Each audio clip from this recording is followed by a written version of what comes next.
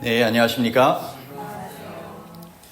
2월의 마지막 이제 금요일 저녁이 되나요? 다음 주가 2월 28일이죠? 맞네요. 예. 저희가 2월을 이제 거의 다 보내고 있는 이제 안식일이 되었는데, 날씨는 뭐 여전히 아무튼 추운 기가 남아 있는 것 같습니다. 끝까지 이렇게 건강 관리 잘 하셔서 잘 추운 겨울 이겨내시기를 바랍니다. 하나님의 은혜와 사랑으로 이 마음이 따뜻한 그러한 안식일 되셨으면 좋겠습니다. 저는 지난주에 이어서 교회를 향한 실질적인 증언의 메시지, 하나님이 교회에 주신 이 길잡이가 되는 이 교회에 보내는 권면 시리즈, 이 책의 내용을 함께 나누도록 하겠습니다. 오늘은 제4장에서부터 제7장에 이르는 내용을 함께 나누도록 하겠습니다. 첫 번째 4장의 내용은 그리스도와의 연합과 형제의 사랑이라고 하는 주제입니다. 요한복음 13장 35절 말씀 가운데 보면, 너희가 서로 사랑하면 이로써 모든 사람이 너희가 내 제자인 줄 알리라 라고 말씀하셨습니다. 모든 신자들은 그리스도의 제자로 부름을 받았습니다. 그죠? 주님께서 그래서 말씀하시기를 제자들에게, 너희는 가서 모든 족속으로 제자를 삼아 아버지와 아들과 성령의 이름으로 침례를 주고 내가 너희에게 분부한 모든 것을 가르쳐 지키게 하라고 말씀을 하셨어요. 그런 의미에서 보면 우리 모두는 그리스도의 제자로 그리스도를 따르고 그리스도를 전하기 위하여 성삼위 하나님의 이름으로 침례를 받고 주님께서 가르쳐 주신 말씀에 따라 가르침을 받고 훈련을 받아 또 다른 사람들을 제자로 삼고 침례를 주고 가르쳐 지키게 하는 이런 일들을 계속해 나가야 되는 주님의 제자들입니다. 그런 의미에서 치면 우리 모두는 제자가 되어야 될 필요를 분명히 느껴야 되고, 훈련받고 제자로서의 사명을 감당하는 삶을 다 살아가야 된다라고 하는 것입니다. 이것은 꼭 우리가 유념해야 될 부분이라고 생각이 되고요. 그래서 모든 그런 신자, 성도로서 그리스도의 제자된 삶을 살아가는 그 특징은 서로 사랑하라, 그래서 연합하라라고 하는 것입니다. 그래서 같지 아니한 성질을 가진 사람들 가운데 이 존재하는 일치와 연합은 하나님께서 죄인을 구원하시려고 당신의 아들 예수 그리스도를 세상에 보내셨다는 것을, 그리고 그들을 여전히 사랑하고 계시다라고 하는 것을 보여주는 가장 힘있는 증거라고 하였습니다. 여러분, 세상 사람들이 예수 그리스도께서 이 세상의 구원자로 그들을 사랑하기 위하여 오셨다라고 하는 가장 힘있는 증거가 무엇을 통하여 나타나야 된다고요? 예수님을 믿는 사람들이 서로 사랑하는 그런 모습을 통하여서 그것이 증거되는 것이 주님의 뜻이라고 하는 것입니다. 그런 의미에서 치면 우리의 교회는 정말 주의 사랑 안에서 연합하는 것을 잘 추구하고 이뤄가야 되겠습니다. 요한복음 15장 12절에서도 내 계명은 곧 내가 너희를 사랑한 것 같이 너희도 서로 사랑하라 하는 이것입니다. 여러분, 우리가 주의 계명을 충실히 지킨다고 하면서 정말 서로 사랑하지 못한다라고 하는 것은 맞지 않는 것입니다. 그죠? 모든 십계명도 무엇으로 요약되는 것입니까? 사랑으로 요약되잖아요. 하나님을 사랑하고 이웃을 사랑하는 것. 그래서 사랑이 온 율법의 완성이다라고 말씀을 하시는 것도 이 사랑 안에서 모든 일들이 이루어져야 된다라고 하는 것을 가르쳐 주는 것입니다. 하나님을 사랑하고 이웃을 사랑하는 것 안에서.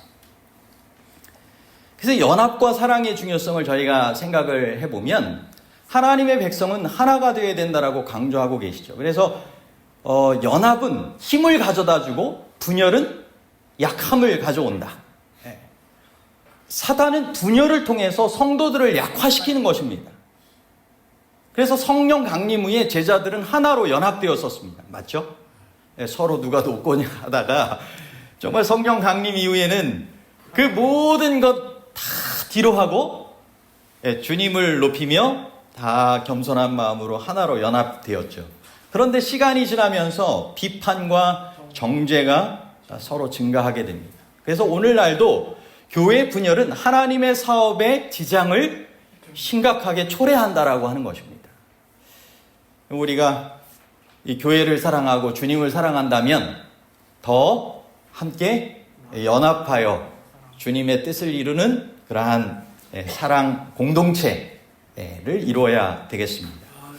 사탄이 이와 같은 말을 못하게 해야 된다라고 했는데, 저들이 내 군대와의 싸움에서보다 피차 간에 싸우는데 더 많은 힘을 소비하는 동안 저들을 두려워할 것은 아무것도 없다.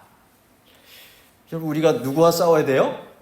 사단과 싸워야 되는데, 그 사단과 사단의 군대와의 싸움에서보다 피차 간에, 성도 간에, 가족 간에 함께 싸운다라고 하면 사단은 전혀 두려워하지 않고 기뻐 날뛴다라고 하는 것입니다.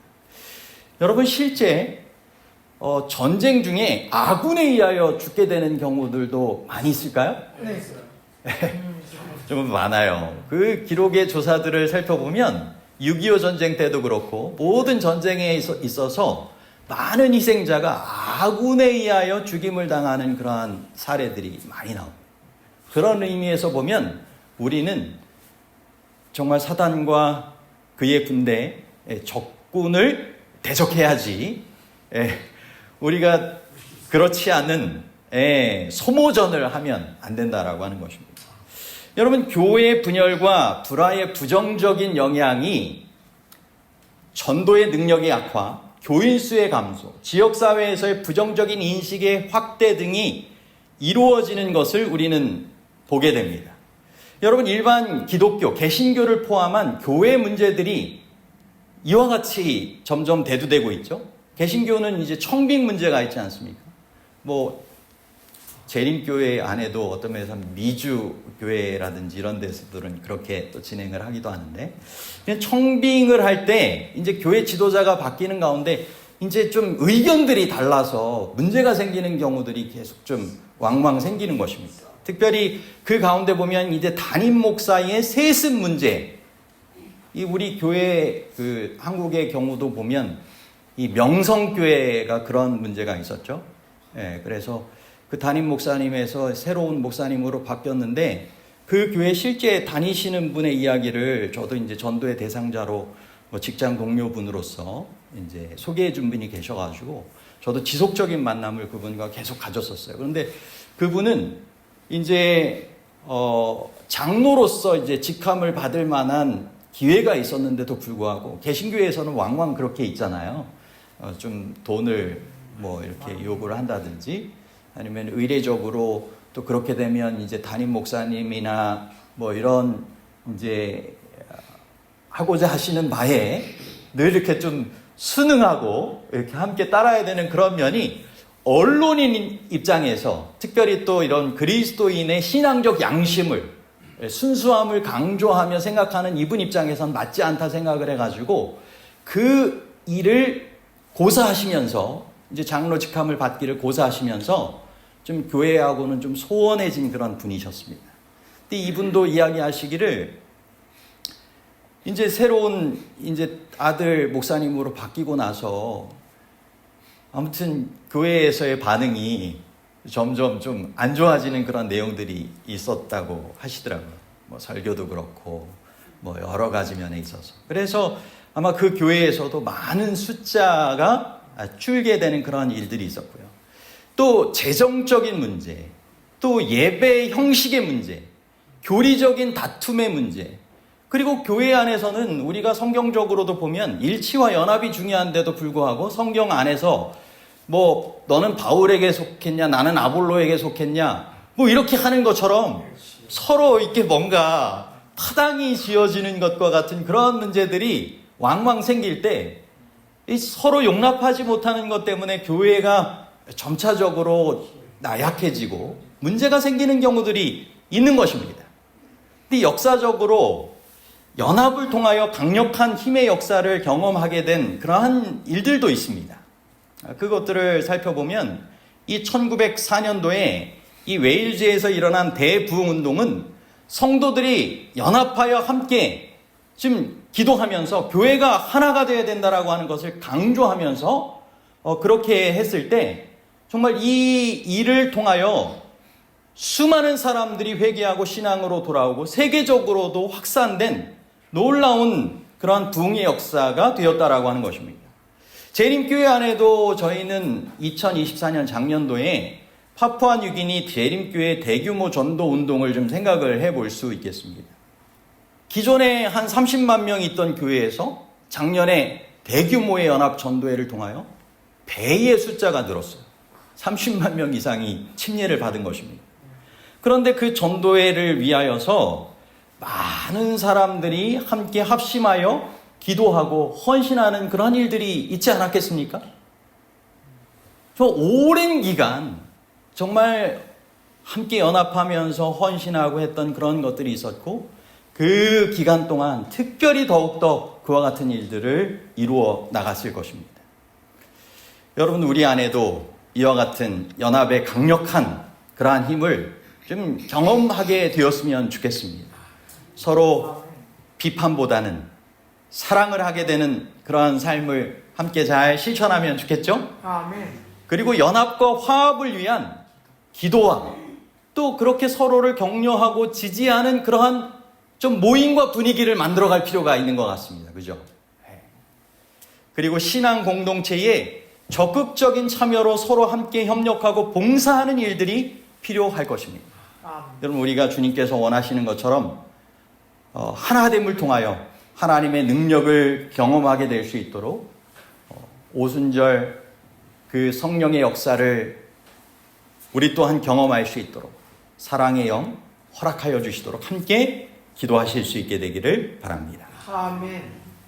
다음으로 제5장의 내용은 그리스도 우리의 의라고 하는 내용입니다.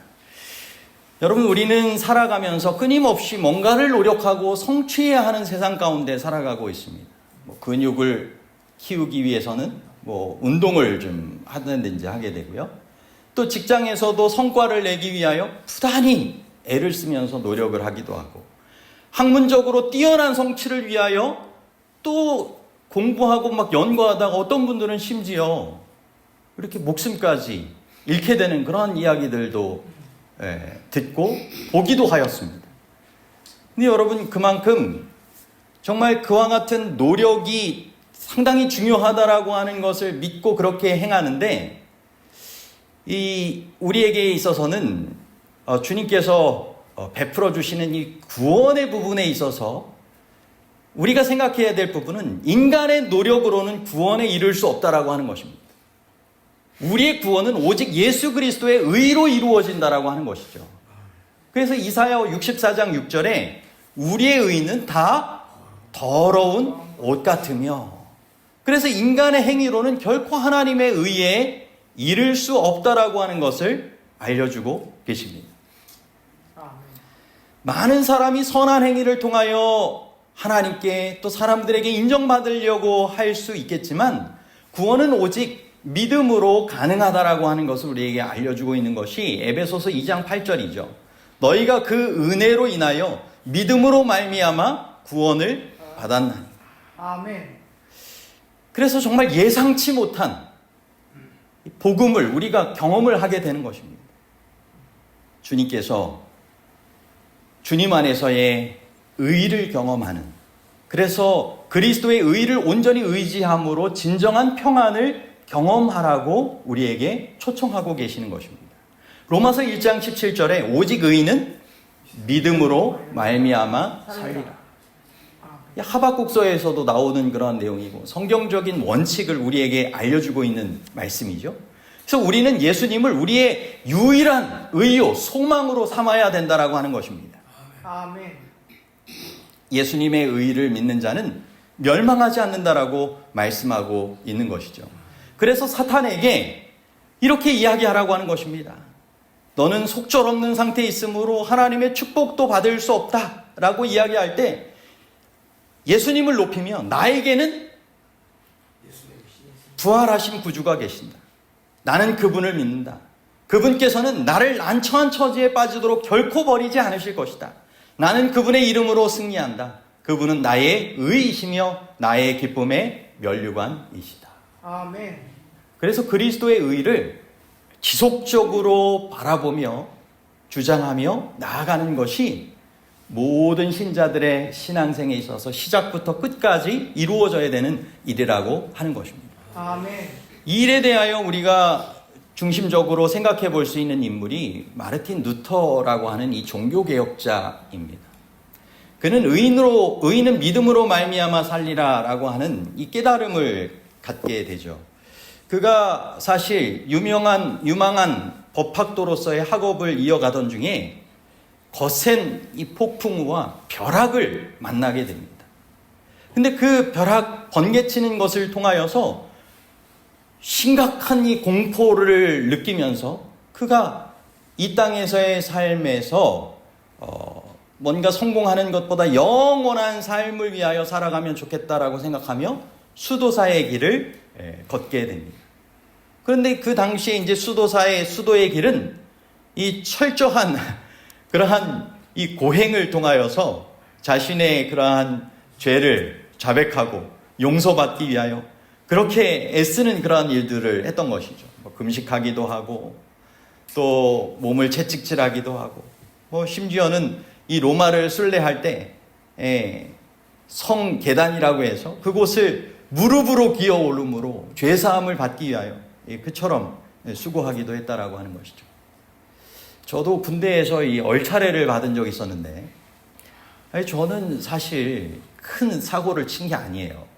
이제 같은 이 부대원들하고 뭐 하다가 제가 선임 쪽에 속해 있었는데 어느 순간 좀 그 지휘관이 그 사병들에게 있어서 좋지 않은 평가를 받게 되는 그런 지휘관이었습니다. 그때 당시만 해도 얼차례도 심하고 뭐 그랬을 때였으니까 나오라고 한 것입니다. 누가 그랬는지. 그래가지고 결국은 뭐 제가 선임 중에서 그냥 나갔습니다. 그랬더니 저보고 군장을 준비를 해온 다음에 거기에다가 돌을 담아오라는 거예요. 그래가지고 이제 돌을 메고 지금 연병장 돌고 뭐 이렇게 얼차례 시키려고 하나. 근데 저보고 무릎을 꿇고 앉으래요. 근데 그 무릎 꿇고 앉는 거를 풀어주지 않는 거예요. 계속 무릎 꿇고 있게 하는 거예요. 근데 이 돌을 넣은 그 군장이 얼마나 점점 무거워지는지 그 해가 사실 진짜 뭐 상당히 그 온도가 높았던 그러한 해였습니다. 제가 나중에 이 휴가를 나가보고 해보니까 막 무릎 쪽이 멍들고 문제가 생겨가지고 정말. 근데 여러분 그 무릎으로 그렇게 고행하듯이 기어 오르는 그런 일들을 통하여서 이 죄사함을 받으려고 했을 때 얼마나 정말 힘들고 한 그러한 경험을 했겠습니까? 그런데 그때 정말 이런 모든 행위가 하나님 앞에서 나의 죄를 씻고 의롭게 할 수 있을까라고 하는 의문이 이제 생기게 된 것이고 결국은 그 가운데서 우리가 앞서 읽었던 오직 의인은 믿음으로 말미암아 살리라 하는 이 말씀을 통하여 온전한 복음의 핵심을 깨닫게 된 것입니다. 그리고 그는 이 비텐베르크 성당에다가 이 95개 조의 반박문을 통하여서 이 면죄부 판매 등의 카톨릭의 부조리함을 그렇게 나타내는 일들을 통하여 종교개혁을 이루어갔던 모습을 보게 되는 것입니다.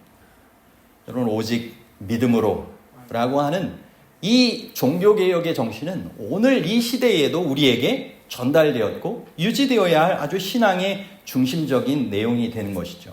그러므로 우리에게는 루터처럼 묻는 일들이 필요할 것입니다. 과연 내 행위의 의지로 내가 정말 내 행위를 의지하며 살아가는가? 아니면 예수님의 의를 의지하는가? 물어야 하는 것입니다. 내가 주의 일을 행한다고 할 때 내 노력과 내 능력으로 하려고 하는가? 주님께서 주시고자 하시는 그러한 능력을 힘입어 그 일들을 이루기 위하여 온전히 내려놓고 나아가는가? 물을 필요가 있는 것이죠.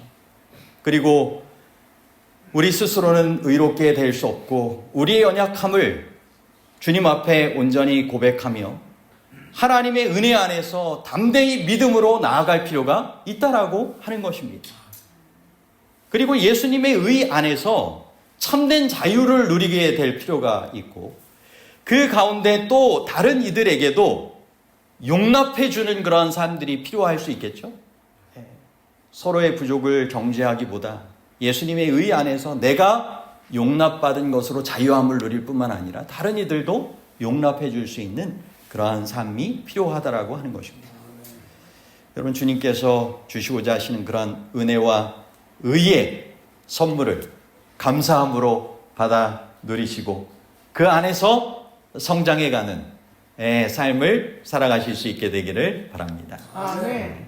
그것이 바로 이 성화된 생활, 자라남과 열매 맺는 평생의 삶의 과정을 우리에게 알려주는 내용입니다.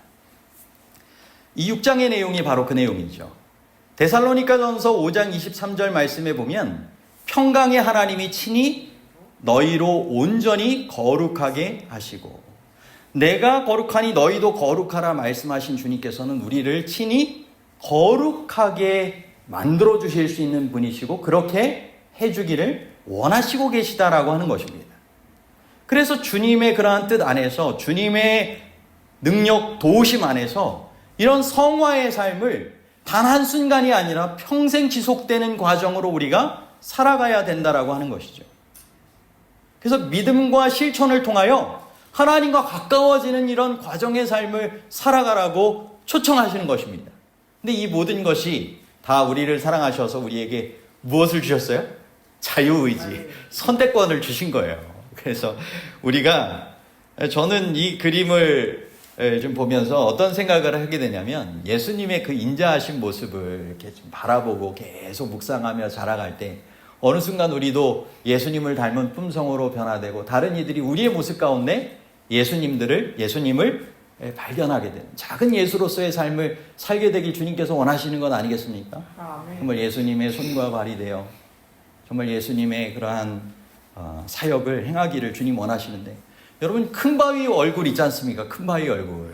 그 이야기 보면 뭔가 대단한 성인이 언제나 나타날까 이렇게 생각을 하고 있었는데 바라보던 한 사람이 결국은 그 주인공이 되었잖아요. 여러분, 우리도 매일같이 바라보고 그분 안에서 자라나는 삶을 살아가기 위하여 이렇게 성화의 과정에 함께 살아갈 때 주님께서 뜻하시는 그러한 참된 성화된 생활을 경험하게 될 것입니다. 그래서 빌립보서 3장 12절에 내가 이미 얻었다 함도 아니 온전히 이루었다 함도 아니라 오직 내가 그리스도 예수께 잡힌 바 된 그것을 잡으려고 쫓아가노라. 이 완성이 없다라고 하는 거죠. 그리스도인의 신앙에 있어서는 오래 또 다른 그러한 계속적인 자라나는 과정, 성장의 과정, 열매 맺는 과정들이 필요하다라고 하는 것입니다. 베드로후서 1장 10절에서도 그러므로 형제들아 더욱 힘써 너희 부르심과 택하심을 굳게 하라. 11절까지 이어서 말씀을 보면 너희가 이것을 행한즉 언제든지 실족하지 아니하리라. 이같이 하면 우리 주 곧 구주 예수 그리스도의 영원한 나라에 들어감을 넉넉히 너희에게 주시리라. 아멘. 여러분, 그분 안에서 우리의 부르심과 택하심을 굳게 해 나가시게 되기를 바랍니다. 아멘. 실족하지 말고 넉넉히 들어감을 얻게 하실 주의 뜻 가운데 그렇게 살아가시게 되길 바랍니다. 아멘. 그래서 성화의 단계를 우리가 생각해 볼 수 있는 것이 베드로후서 1장 5절로부터 이제 8절에 있는 말씀을 좀 생각을 해보게 되는데요. 이 성화가 점진적인 과정이라고 해서 연속적인 계단을 우리가 이렇게 성화의 계단으로 단계로 밟아가야 된다라고 말씀하시면서 주시는 그러한 권면의 말씀이 너희가 더욱 힘써 너희 믿음의 덕의 지식의 절제의 인내의 경건의 형제 우애의 사랑을 공급하라. 이런 것이 너희에게 있어 흡족한즉 너희로 우리 주 예수 그리스도를 알기에 게으르지 않고 열매 없는 자가 되지 않게 하려니와. 그래서 우리가 이와 같은 성화의 단계를 계속 잘 밟아가시게 되기를 바랍니다. 아멘. 그리고 이 성화의 특징, 귀중한 열매가 이와 같이 나타나야 된다라고 우리에게 권면해주고 계세요. 아멘. 그것은 온유한 기품이라고 그랬습니다. 여러분 정말 신앙을 오래 하면 할수록 그리스도인 신사숙녀들이 되어야 되는 게 바른 신앙인의 성화되는 삶 아니겠습니까? 아멘. 예, 정말 누군가 그리스도인으로 바라볼 때 정말 덕스럽고 그래서 그리스도의 아름다운 덕을 선전하기에 적합한 그러한 신앙인으로 정말 모난 품성들이 점점 더 온순해지고 원만해지고 온유해짐으로 모든 사람과 더불어 정말 화평케 되어지는 그 사람은 정말 인품이 그리스도를 닮아가는 정말 아름다워지는 그러한 삶이다라고 이야기될 수 있는 신앙인이 되어야 하는 것입니다. 그러한 부분에 대해서 요소로 이렇게 나오게 되는 부분들이 자기 부정, 희생, 자선, 친절, 사랑, 인내, 견인불발, 그리고 그리스도인적 신뢰는 하나님과 참으로 연결된 자들에게 열리는 매일의 열매이다라고 우리에게 소개를 해주고 계세요. 이런 매일의 열매들이 우리에게 점점 맺혀져 가게 되기를 바랍니다. 아멘. 모든 의무를 충실히 수행한 후에 하나님 안에서 정말 안식하는 것도 필요하겠죠? 아멘. 그래서 자라나게 하시고 열매 맺는 분이 하나님이시니까 자라나는 이 생명체들이 뭐 염려하겠어요? 하나님의 뜻 안에서 이렇게 살아가듯이 우리도 모든 의무를 충실히 수행한 이후에 하나님 안에서 안식하는 삶이 필요하다라고 여겨집니다. 아멘. 이 성화된 생활에 대해서 우리가 생각해 볼 수 있는 이 현 시대적인 그런 역사 속의 인물들을 좀 생각을 해보면 이 존 웨슬리, 이 감리교 창시자의 삶을 좀 생각을 해볼 수 있습니다. 이 사람은 이 옥스포드 대학 시절에 경건한 신앙생활을 했지만 내면적으로 좀 확신이 부족했습니다. 그런데 이 루터의 로마서 서문을 듣던 중에 깊은 은혜를 경험을 하게 됩니다. 이 루터의 깨달음이 그대로 책을 통하여 전달이 된 것이죠. 그래서 그도 이 회심하고 오직 의인은 믿음으로 말미암아 살리라라고 하는 이런 성화된 삶을 살아가기로 결심합니다. 그리고 하나님을 온전히 사랑하고 이웃을 사랑하는 것이 성화된 삶의 핵심이라고 가르치면서 사회적인 성화의 운동을 전개합니다. 그래서 가난한 자들을 위한 구제활동, 또 노동자들을 위한 이런 권리 부분 등 정말 이런 경건하고 또 실천적인 그런 신앙을 강조하죠. 그래서 이 개신교회의 예배 분위기 가운데 저희 재림교회하고 좀 가장 엇비슷한 데를 찾으라고 하면 좀 감리교회의 그러한 분위기가 비슷하다고 여겨집니다. 그래서 이 화입 부인도 원래 감리교회에서 이렇게 개종하기도 했잖아요. 이런 이 영적인 그런 친교 모임 이런 것들도 어떤 면에서는 함께 좀 더불어서 역사적으로 이어져 온 그런 부분도 있고요. 그래서 이 감정적인 그런 체험이 아니라 지속적인 신앙 속에서의 성화의 과정, 이런 실제적인 이 영향력을 나누는 그런 삶을 강조하는 것이 바로 존 웨슬리의 그런 신앙의 모습이었고요. 또 C.S. 루이스도 그는 이제 무신론자로 지내게 됩니다. 하지만 전쟁과 이 시련을 겪으면서 그가 예수 그리스도를 믿기로 결심을 하게 됩니다. 그리고 그 신앙을 살아가는 동안 순전한 기독교라고 하는 이 책 문학을 통하여서 하나님의 은혜 안에서 그리스도를 닮아가는 신앙적 성장의 과정인 성화를 강조를 하게 됩니다. 그래서 기독교 신앙은 단순히 그냥 착하게 사는 것이 아니라 그리스도를 닮아가는 과정이고 한순간이 아니라 점진적인 신앙의 성장의 과정이라고 하는 것을 나타내게 됩니다. 여러분, 우리도 이런 성화된 생활을 우리의 신앙의 모습 가운데 정말 적용하고 실천하게 될 수 있도록 매일 기도와 말씀 묵상을 통하여 거룩하게 성화되게 하시는 하나님의 도우심을 구하며 살아가실 수 있게 되길 바랍니다. 아멘. 하나님을 가까이 하라. 그리하면 너희를 가까이 하시리라. 아멘. 더욱 주님을 정말 가까이 하는 삶을 잘 살아가시고 이 온유한 기품, 그것이 이 성화의 그러한 특징, 열매라고 했지 않습니까? 그래서 주님을 닮은 온유와 겸손한 태도로 변화되고 유지되는 것이 필요할까요? 이런 삶을 함께 잘 살아가는지를 확인하고 점점 살아가실 수 있게 되길 바랍니다. 아멘. 정말 성화된 삶으로 가족과 성도 이웃에게 선한 영향력을 좀 끼치면서 살아가면 좋겠죠? 아멘. 변화되는 삶이 정말 좋은 영향으로 잘 나타나게 되면 좋겠습니다. 그래서 정말 모본이 되는 삶, 우리가 그와 같은 삶을 주님 뜻 안에서 살아가게 되어야 할 것입니다. 그래서 제가 다니엘처럼 사도 바울처럼이라고 적어 놓은 것은 이 제6장 성화된 생활에 등장하게 되는 이 성경의 인물이 성화된 삶으로 다니엘과 사도 바울을 예시로 들고 있어요. 여러분, 사도 바울, 이 다니엘 먼저 생각을 해보면 다니엘 정말 성화된 생활을 위해서 그가 행했던 여러 특징들이 있지 않습니까? 뜻을 정해서 먹고 또 마시고 행하는 것들, 거룩한 삶을 위하여 주님 안에서의 삶을 살아가게 됩니다. 그죠? 그리고 어떤 위기의 순간에서도 하나님을 신뢰하기 위한 그런 기도와 말씀 가운데서의 삶을 신실하게 살아갑니다.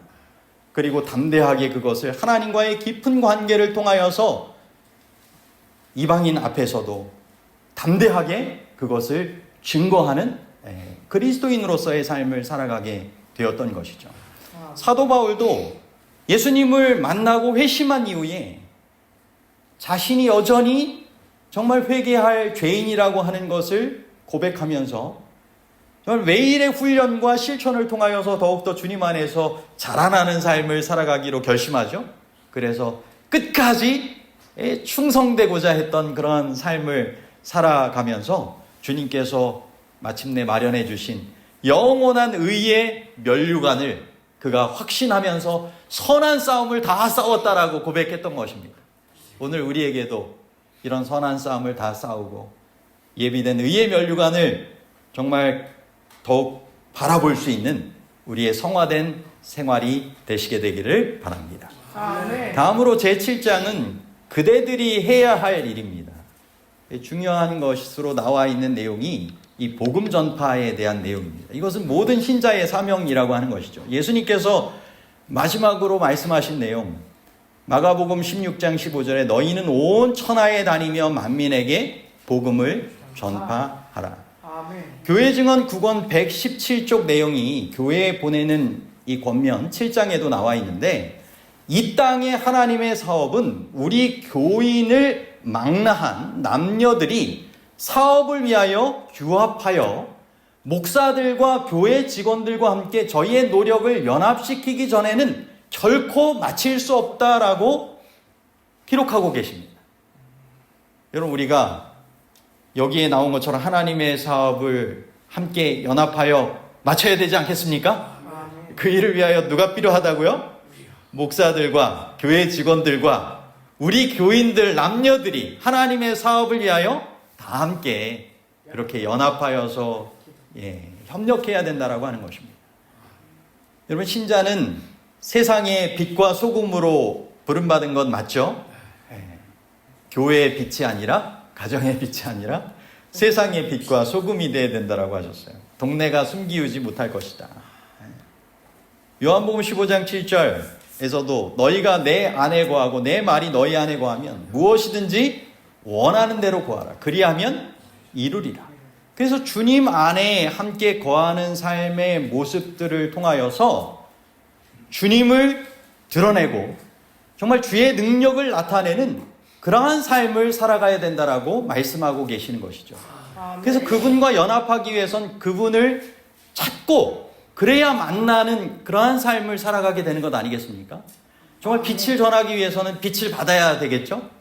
소금으로서 맛을 잃지 않기 위해선 주님께서 주시고자 하시는 그런 신앙의 매력, 그 특징을 좀 간직해야 되는 것 아니겠습니까? 그러므로 너희가 온 마음으로 나를 구하면, 나를 구하고 찾으면 나를 만나겠다라고 말씀하신 것이죠. 그래서 신자는 증거하는 자로 부름을 받았다라고 하는 것입니다. 그래서 전심으로 교회에 애착을 두고 교회의 번영, 그 사역을 위하여 첫째 가는 관심을 가지고 모든 힘이 미치는 한 하나님의 사업을 위하여 무엇인가 행하는 일들을 교회 안에서 함께 이뤄가라고 말씀하고 계십니다. 아멘. 그래서 일상생활에서 하늘 아버지를 영화롭게 한다는 것을 나타내는 삶을 모든 신자들이 살아야 된다라고 강조하고 계세요. 아멘. 그래서 교회 안에서뿐만 아니라 우리가 일상생활 속에서 정말 하늘 아버지께 영광 돌리는, 그래서 하늘과 연결된, 주님과 연결된 그러한 하늘의 후사로서의 삶을 다른 이들에게도 잘 전해야 한다라고 하는 것입니다. 아멘. 이 선교사들의 헌신과 복음 전파가 있어서 오늘 이 시대에 우리에게도 복음이 전해진 것 아니겠습니까? 지금도 복음을 필요로 하는 영혼들이 있겠죠? 우리가 전달받은 것처럼 전달해야 되지 않겠습니까? 이 선교사들의 이 헌신의 모습들을 통해 보면 우리가 해야 하는 이 시대의 일들에 대해서 우리도 생각을 해보게 됩니다. 마태복음 28장 19절로 20절에 제자들에게 주셨던 그 말씀의 명령에 따라서 그 시대적인 제자로서의 사명을 감당했던 선교의 일들을 감당했던 이들이 있습니다. 윌리엄 캐리는 구두수성공이었다고 하죠. 하지만 그에게는 세계적인 지도를 놓고는 정말 세계 선교를 위하여 헌신하고자 하는 그런 마음을 품게 됩니다. 그리고 그는 이 40년간 인도로 가서 정말 그 35개 이상의 언어로 성경을 번역한다고 합니다. 그리고 힌두교 사회의 개혁에 앞장서서 그와 같은 관습을 폐지하는 등의 여러 역할들을 해나갔던 것들을 보게 됩니다. 내가 어떤 신분에 있든지 간에 하나님의 부르심에 그러한 뜨거운 열정을 가지면 다 감당케 하시는 그런 일들이 있는 것입니다. 토머스 저메인 토마스라고 하는, 로버트 저메인 토마스라고 하는 이 한국 최초의 개신교 순교자가 있습니다. 그는 이 대동강변에서 성경을 전하다가 목숨을 잃게 됩니다. 그런데 그가 전한 이 목숨을 정말 각오하면서 전했던 그 성경을 통하여서 결국은 박해했던 그 사람이 회심을 하게 되고 주님을 믿는 그런 신앙인으로 변화되게 됩니다. 이 재림교회 안에도 우리가 작년도에 이제 한국선교 120주년 하면서 이 살펴보게 되었던 그런 내용들이었죠. 이 테오도라 왕절인이라고 하는 왕대하라고 하는 이 여인, 이 37년간 헌신하며 교육, 출판, 이 선교에 그의 최선의 삶을 살아가게 됩니다. 정말 남편과 언니를 그런 한국에서의 선교 사역을 하는 가운데 잃었지만, 자녀도 잃었지만 변함없이 그의 헌신을 다했기에 한국의 재림교회의 그러한 초기의 역사들을 이뤄갔던 것이죠. 이 미미 샤펜버그라고 하는 이 사움태 여인도 여성교육의 선구자로서 한국에서 이제 순교를 하게 되죠. 이와 같은 여러 많은, 이 외에도 스미스 목사, 러셀 목사, 스캇 구인, 여러 선교사들이 있어서 오늘날의 이 시대의 재림교회가 우리에게도 전달되게 된 것이죠. 여러분, 우리도 이와 같은 전도에 함께 참여해야 되지 않겠습니까? 이 전도의 방법과 효과에 대해서 어떤 분이 이렇게 정리를 했는데 우리가 생각해 볼 수 있는 그런 좋은 내용이더라고요. 높은 위험과 높은 은혜가 있는 데는 해외 선교라고 하는 것입니다. 높은 위험, 낮은 은혜는 집집 방문 전도로 이야기를 하더라고요.